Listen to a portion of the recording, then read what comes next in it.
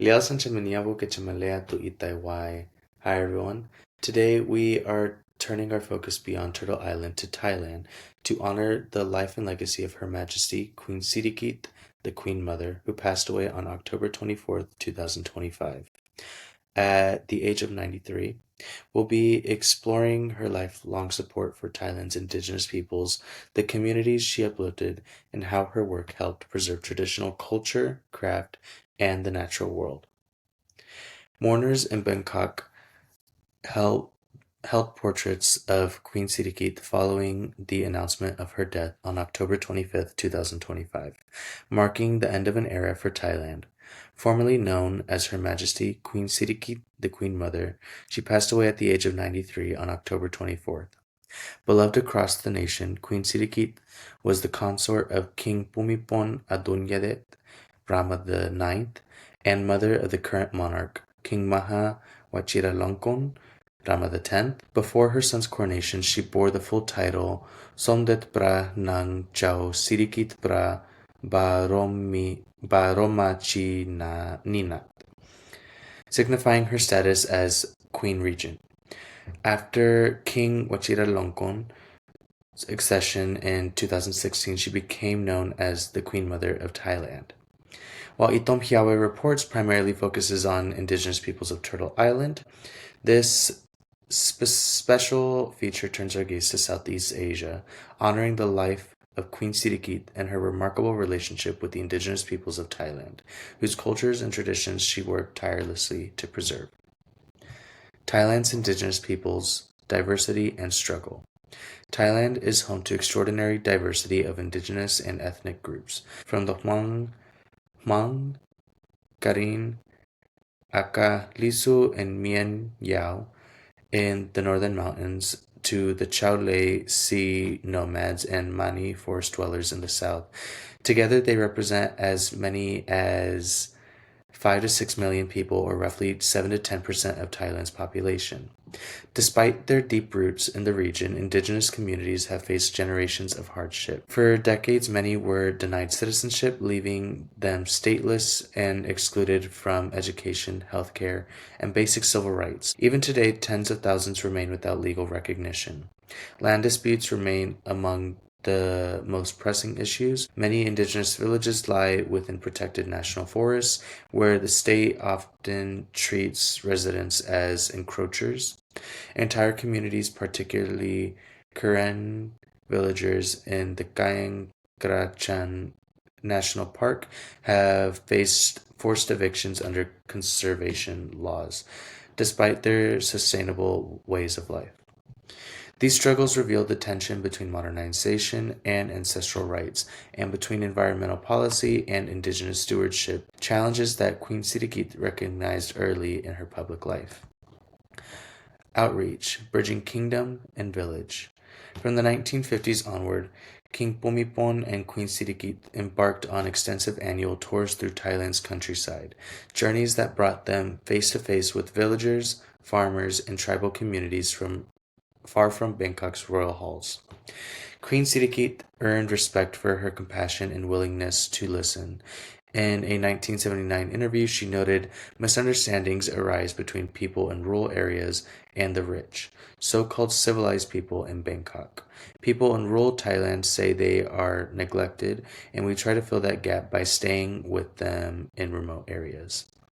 These visits inspired the Royal Project, launched in 1969, which replaced opium poppy cultivation with sustainable crops such as coffee, fruit, and vegetables. The program transformed the lives of countless Hmong, Karen, and Lisu families, improving livelihoods while preserving the land. The Queen's lifelong commitment: health, education, and craft.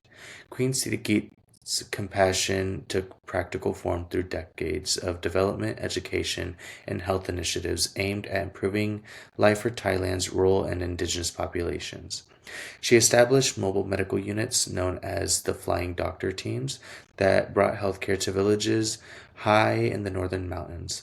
She also helped found schools for indigenous youth, including Chao Mei Luang School and others across Chiang Mai province, ensuring access to education for children once excluded from state systems.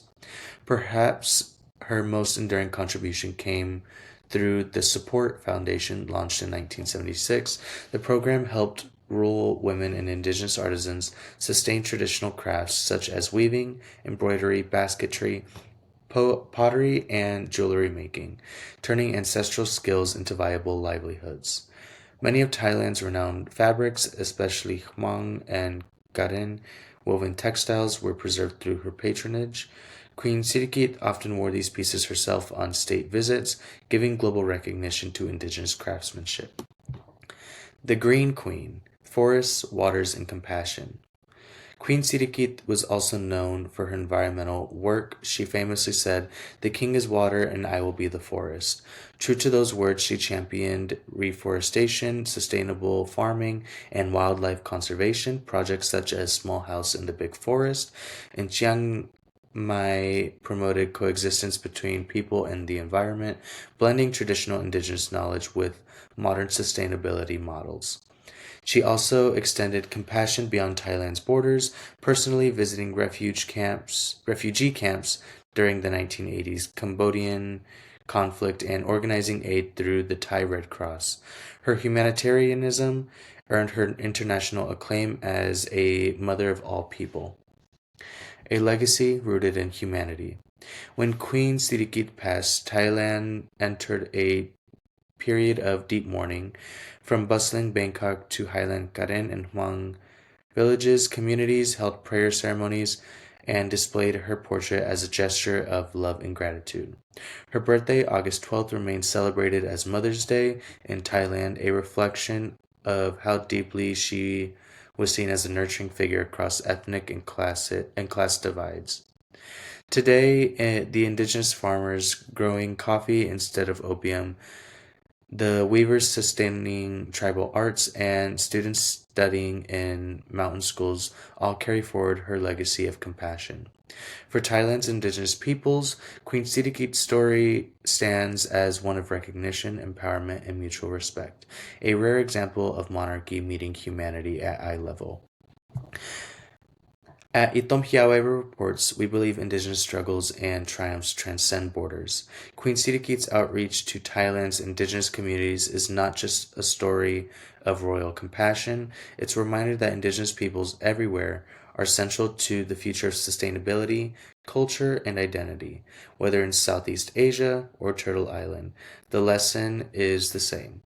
When nations honor indigenous wisdom, they honor the land itself.